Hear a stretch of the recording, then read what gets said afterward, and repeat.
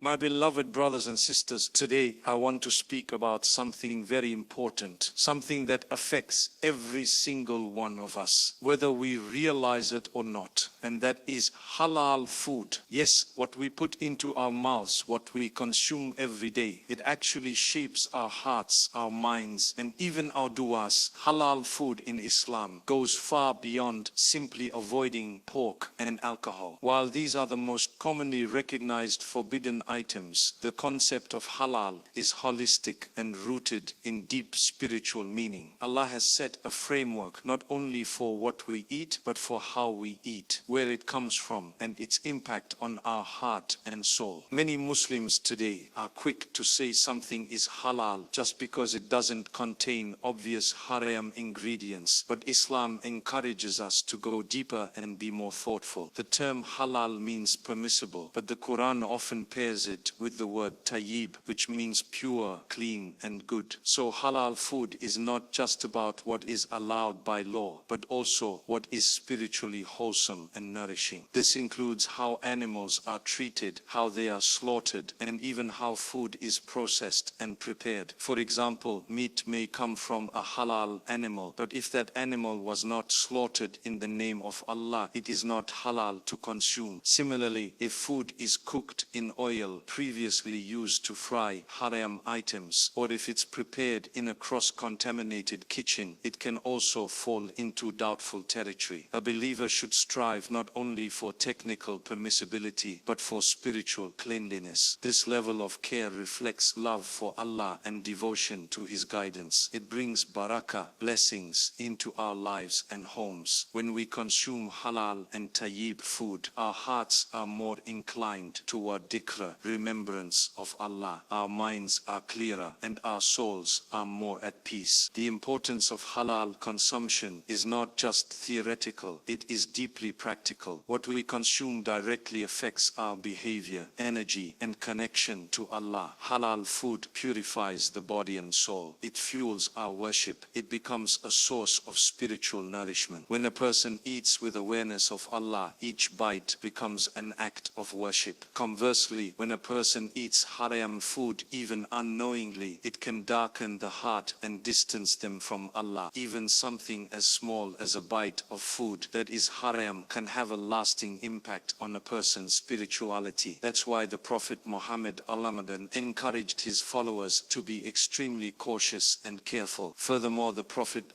said in a well-known hadith that a time will come when people will not care where their wealth comes from, whether it is halal or haram. Sadly, we see signs of this today. Many people prioritize taste, convenience, and affordability over purity and compliance with Islamic ethics. We might rush into fast food restaurants or buy meat from sources that are not certified halal simply because it's easier. But a believer pauses, a believer reflects, a believer chooses Allah over convenience always. Allah in His infinite wisdom did not restrict food to make our lives difficult. Rather, He wants us to live healthy, meaningful, and spiritually uplifted lives. Halal food protects our bodies from harm, our souls from impurity, and our society from corruption. It ensures that animals are treated ethically, that wealth is earned and spent lawfully, and that meals become sources of remembrance and gratitude. Halal food is a gift. Halal food is a divine standard meant to elevate the quality of our lives. Let us remember the example of the righteous companions of the Prophet ﷺ. They would ask again and again before eating, just to make sure what they consumed was halal. Some would go hungry rather than risk eating something doubtful. This wasn't extremism, it was love for Allah. It was taqwa. It was the fear of falling into sin and the hope of pleasing their Lord with every action, even in something as simple as eating. In today's world, where food is industrialized and globalized, being cautious is more important than ever. There are hidden ingredients, ambiguous labels, and a general neglect of halal standards in many markets. As Muslims, we must be vigilant. We must ask questions. We must research our food sources. And above all, we must make dua to Allah to keep us on the straight path, even in what we consume. We ask Him to grant us food that is halal and tayyib, to protect us from doubtful matters, and to make make every bite a source of energy in our journey toward Him. Eating halal is not just about obeying a rule, it is about choosing purity, choosing dignity, and choosing a life that pleases Allah in every way. It is a reflection of our iman. Let us uphold this beautiful standard and teach it to our families, especially the younger generation, so they too may grow with love and respect for the teachings of Islam. When we talk about halal food, we cannot ignore the importance of halal earnings. In fact, the two are deeply connected. The food we eat may be halal in substance and preparation, but if it was purchased using haram income, it loses its spiritual purity. Islam is not just a religion of rituals, it is a complete way of life, and how we earn our money is just as important as how we spend. If the source of income is corrupt, dishonest, or forbidden by Allah, then even the food that appears halal can become a means of spiritual harm. This is a concept that many of us often overlook in our daily life. We may focus on checking labels, ensuring the meat is halal certified, or asking if a dish contains pork, but we don't pause to consider whether our own income is earned in a manner pleasing to Allah. The Prophet Muhammad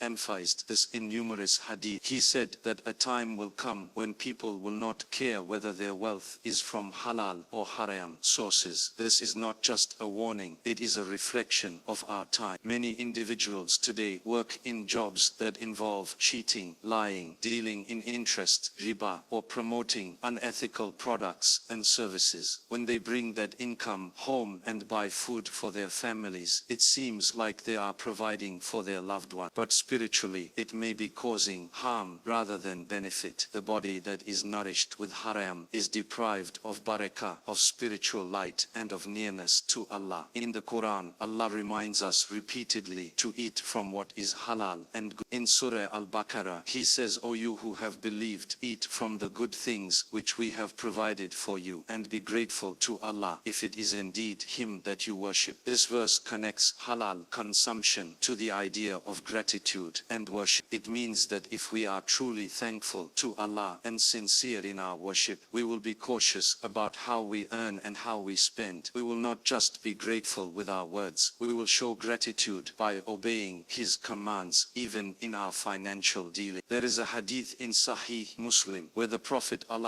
described a man who was in need. He was traveling, dusty and disheveled, raising his hands to the sky, calling out, "Ya Rab, Ya Rab." But the Prophet and she said his food is haram, his drink is haram, his clothing is haram, and he is nourished with haram. So how can his dua be accepted? This is a powerful reminder for all of us. Sometimes we wonder why our prayers are not answered. We may be making sincere dua, attending the masjid, reciting the Quran, but we don't realize that what we consume and the money we use to consume it can be the very barrier between us and the mercy of Allah. This doesn't mean that a person who unknowingly eats something purchased with questionable income is doomed. Allah is most merciful, but it does mean that we need to be conscious and responsible. We need to assess our jobs, our business practices, our side hustles, and our financial decisions. If any of them involve cheating, lying, gambling, riba, or promoting haram, we should seek to purify our income as soon as possible. Sometimes we tell ourselves everyone is doing it, or there's no way to survive without a little compromise. But that's not the mindset of a true believer. The Prophet and even a morsel of haram income can deprive a person of spiritual blessings. One of the signs of sincere faith is a deep concern for halal income. The righteous companions of the Prophet and were so careful about. Umar ibn al-Khattab, for example, once tasted some milk and asked the servant where it came from. When he discovered that it came from a questionable deal, he made himself vomit it out. This level of caution was not because he wanted to be extreme, but because he loved Allah so much that he didn't want to displease Him even in the smallest matter. That is the level of taqwa we should aspire to. It's not always easy, but it brings peace to the heart and barakah to the home. When you earn halal, even if it is less, you will feel a sense of contentment. Your heart will be light, your dua will be sincere, your food will bring spiritual and physical health, your family will feel the blessings. This is the unseen reward of choosing the halal path. Allah has promised in the Quran that whoever fears him and remains mindful, he will make a way out for them and provide for them from sources they never expected. So never fear loss. When you choose halal, you are choosing Allah's pleasure, and that is the greatest wealth. Of one of the most profound realities of our faith is the direct link between what we consume and our spiritual well-being. The food that enters our body doesn't just nourish the physical form, it also has a deep impact on us. This is why the Prophet Muhammad (Allahumma emphasized the importance of consuming halal and pure food. It affects the light in the heart, the strength of our faith, and even the acceptance of our dua. Many of us focus on making more supplications, increasing our ibadah, and seeking nearness to Allah,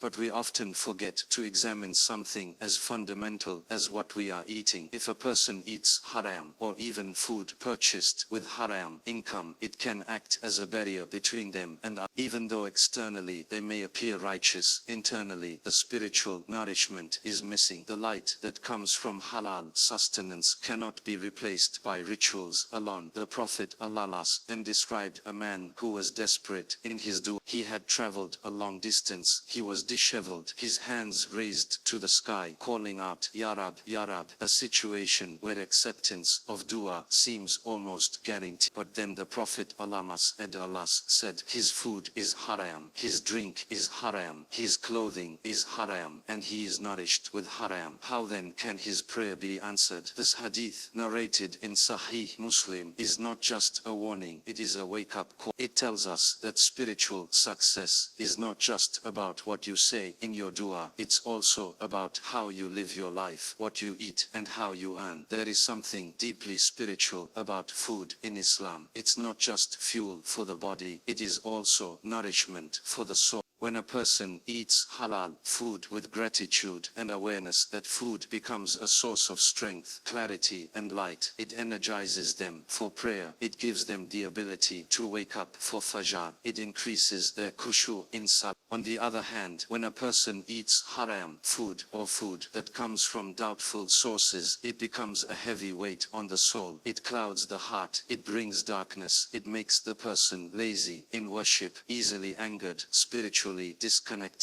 This is not superstition, it's the spiritual science embedded in the teachings of the Qur'an and Sunnah. Allah commands the believers to eat from what is halal and tayyib. The word tayyib means more than just lawful, it means pure, clean, beneficial, wholesome. In Surah Al-Mu'minun, Allah says, O messengers, eat of the good things and do righteous deeds. Indeed, I am aware of what you do. This verse connects good food to good actions. It shows that even the messengers of Allah were commanded to ensure their food was pure before doing good deeds. That's how serious this matter is. Food is not separate from your deen. It is part of your spiritual journey. We sometimes hear people say, it's just food or a bite won't harm. But the Prophet Allah taught us that even one morsel of haram food can have an effect. And when that food becomes part of your body, your flesh, your blood, how can you expect that body to stand humbly before Allah in prayer? How can you expect that tongue nourished with haram to utter pure du'as? This is why halal food is not just a legal requirement, it's a spiritual necessity. Think about it. When you are eating food that is halal, earned from a halal income, and consumed with gratitude, that halas, your entire body becomes a vessel for good. Your eyes will avoid haram, your tongue will speak truth, your heart will feel the closeness of Allah. But when the food is not halal, your own limbs will start working against you. You may lie without realizing it. You may look at what you shouldn't. You may feel disconnected from your salahs. This is the power of what we put into our body. The scholars of the past used to say that the root of many spiritual diseases is haram food. They would advise people suffering from weak faith, bad character, or laziness in worship to first examine their food. If there is no barakah in your time, no sweetness in your ibadah, and no contentment in your life, that the issue might be as simple and as serious as what's on your plate. So we must be vigilant. We must ask, is this food truly halal? Was it prepared according to Islamic guidelines? Was it purchased with pure earnings? Is it free from harm, cruelty, or oppression? These questions are not burdens, they are tools for purification. They help us build a life that is not just law, powerful but black. A life where our du'as rise to the heavens, our hearts remain soft, and our connection with Allah remains strong. The Sunnah of the Prophet Muhammad Sallallahu teaches us that food is not only a necessity but also a test of character, moderation, and gratitude. In today's world, where food is abundant and overeating is common, we often forget that simplicity in consumption is one of the signs of a heart connected to Allah.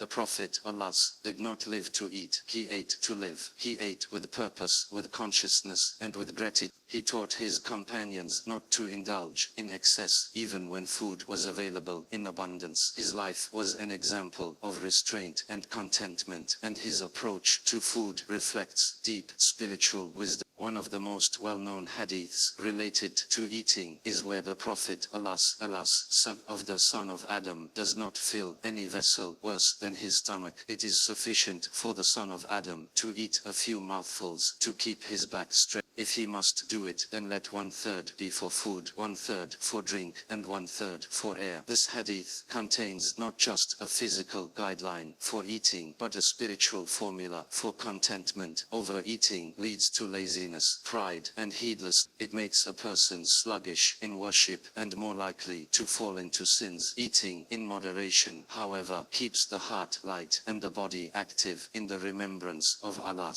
The Prophet Allah would go for days without having a full meal. Sometimes he and his family would survive on dates and water, and they never complained. He never demanded luxurious food or extravagant meals. Even when meat was served, it was rare and appreciated, not consumed regularly like it is in many of our homes today. He encouraged gratitude over greed and simplicity over extravagance. This doesn't mean that eating good food is haram, but it means we must not let food consume us. Our focus should be on feeding the soul more than feeding the stomach. There is also a deep connection between moderation in food and spiritual clarity. When a person eats too much, their heart becomes heavy and less receptive to remembrance.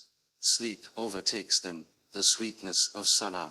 But when a person controls their intake, they find ease in waking up for tahajjud. They feel a stronger connection in sujud, and their minds are sharper and more focused on Allah. Fasting is one of the most spiritually uplifting acts in Islam, and it is directly tied to abstaining from food. This shows us that controlling our food is not just about physical health, it is about building spiritual disciplines. Another important point is that wastefulness in food is against Islamic teachings. Allah says in the Quran, "Indeed, the wasteful are brothers of the devil." How often do we cook more than needed, throw away leftovers, or eat simply for entertainment rather than necessity? The Sunnah teaches us to appreciate every morsel, to eat what is in front of us, and to never throw food away unless absolutely necessary. When the Prophet Allah ate, he would lick his fingers and ensure that no food was wasted. He knew the value of every grain because he saw food as a blessing from Allah, not a right to be abused. Incorporating the Sunnah of moderation also means recognizing the needs of others. When we live in luxury while others struggle to find a single meal, our excess becomes a form of heedlessness.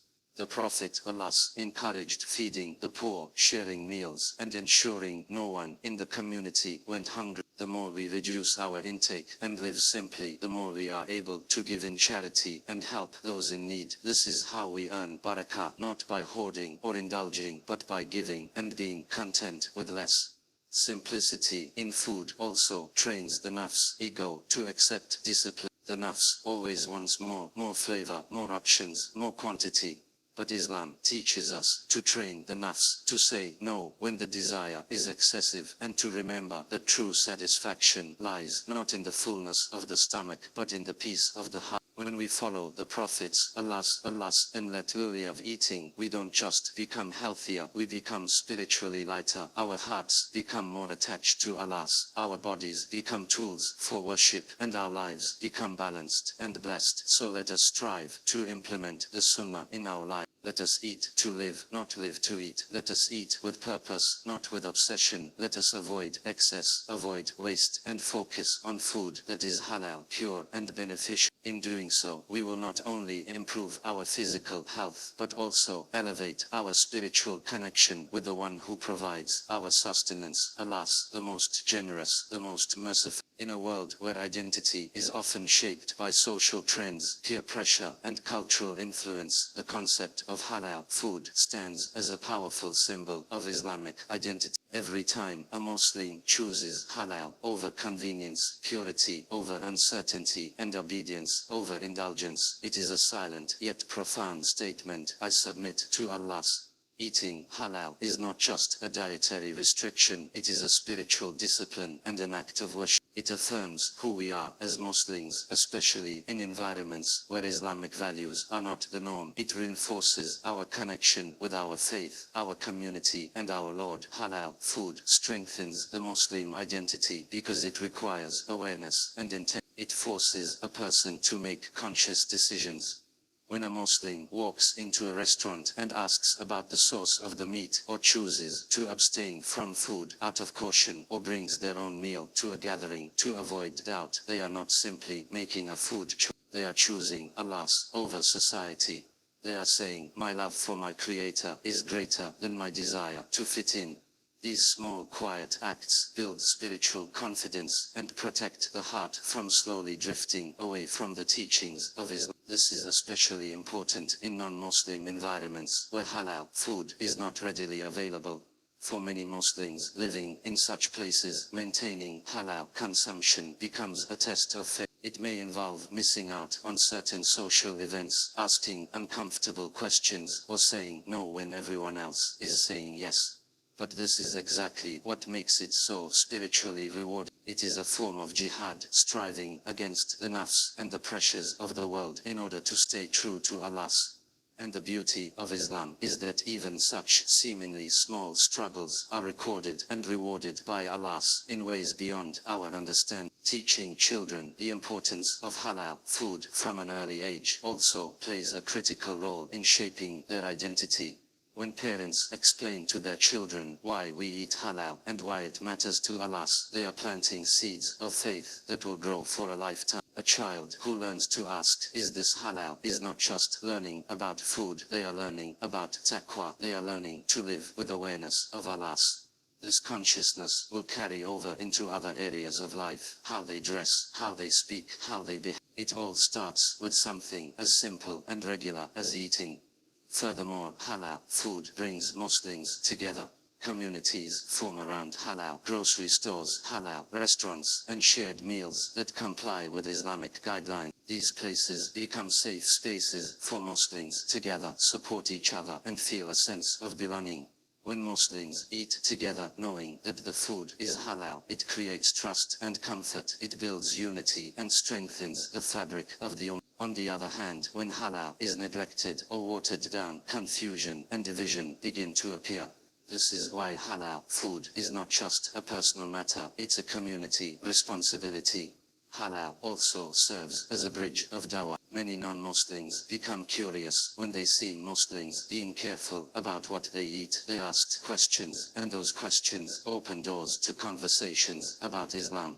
A sincere Muslim who explains the importance of halal with wisdom and kindness can touch the hearts of others. This quiet form of dawah has brought many people to Islam, simply because they admired the discipline, purity, and God consciousness behind halal practices. Thus, eating halal is not only beneficial for the Muslim's soul, but it also reflects the beauty of Islam to the world. In times when Islamic identity is under pressure or misunderstood, holding firmly to Allah's food becomes an act of silent resistance. It says that Islam is not just a set of beliefs, it is a lived reality. Every bite is a testimony that we obey the one who created. Every meal is a chance to renew our commitment to him. And every time we choose halal, we honor the legacy of the Prophet and the guidance of the Qur'an. In the end, halal food strengthens the Muslim identity by constantly reminding us of our purpose to worship Allah in every part of our life. It turns an everyday act like eating into an act of devotion. It builds discipline, nurtures awareness, and connects us to a global community of believers. It sets us apart not to isolate us, but to protect and honor us. Through halal we stay grounded in our faith, proud of our path, and committed to walking with Allah in every choice we make. The Prophet Muhammad's halal clearly taught us that halal and halal are distinct, but in between them lie matters that are doubtful, unclear, or ambiguous. He said, what is halal is clear, and what is haram is clear. But between them are doubtful matters which many people do not know. So, whoever avoids the doubtful has protected his religion and his honor. This hadith, narrated in both Bukhari and Muslim, gives us a powerful principle for life. It is not just about staying away from halal, but also avoiding that which might lead us to haram. This is not a sign of weakness. It is a sign of strength, of maturity, and of true taqwa. It shows that a person is not living on the edge of what is permissible, but rather in the safety and comfort of what is clearly pure and pleasing to us. In today's modern world, the presence of doubtful matters has increased. The global food industry is complicated. Products come from different countries, processed in unknown ways, with ingredients that are unfamiliar and sometimes hidden behind chemical names or code. Add to that the marketing tricks and confusing halal certifications, and the average Muslim is left with uncertainty. This is why the hadith about doubtful matters is more relevant today than ever. When a believer is unsure about something, the best course of action is to leave it for the sake of Allah. This act of restraint is rewarded by Allah and serves as a protection from falling into actual sin. Avoiding doubtful food is not about making life difficult, it's about prioritizing our relationship with Allah. If something causes hesitation in your heart, makes you question its permissibility, or lacks reliable halal assurance, then stepping away from it is a way of safeguarding your faith. The Prophet Muhammad said that the heart is like a piece of flesh in the body. If it is sound, the entire body is sound, but if it is corrupted, the entire body is corrupted. Doubtful matters are like poison that slowly seeps into the heart, weakening the clarity and light of one's end. That is why the scholars of the past would say, leave what causes you doubt for what does not cause you doubt. This principle applies not only to food but to every aspect of life. But with food, the effect is immediate and powerful. Choosing to avoid doubtful foods also trains the soul. It teaches discipline. It forces us to research, to question, and to think before acting. This mindfulness is a form of dhikr, remembrance of Allah. A believer who pauses before eating, reads labels carefully, and asks sincere questions is actually engaging in a subtle form of worship. They are living with consciousness of Allah, and this is the essence of taqwa. Taqwa is not just fear. It is awareness, care, and love for the boundaries Allah has set. And those boundaries are not there to restrict us, but to protect us from spiritual decay, from regret, and from disobedience. There is also peace that comes from staying away from doubtful matters. A person who constantly crosses lines, chases loopholes, or compromises their values will always live with anxiety. But someone who chooses clarity, even if it means less variety or convenience, will live with peace. Their heart will be calm, their conscience clean, and their soul at ease. This is the inner barakah of living cautiously for the sake of Allah. Even if others mock or do understand, the believer finds satisfaction in knowing that Allah sees their effort and sincerity. It's important to recognize that being cautious does not mean being judgmental of others.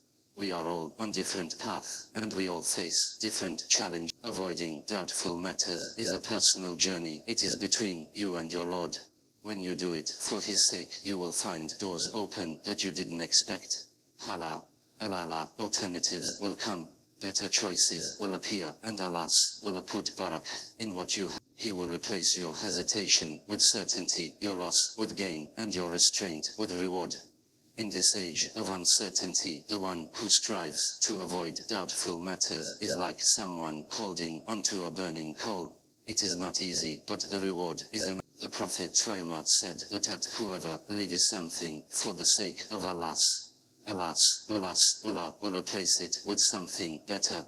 So when you leave doubtful food, know that you are gaining something greater. Spiritual purity, divine love, and a heart that is illuminated with faith. May Allah give us the strength to avoid doubtful matters, to seek clarity in our food and our choices, and to live each day with taqwa. May He purify our hearts, protect our deen, and grant us the wisdom to walk the straight path in a world full of distractions.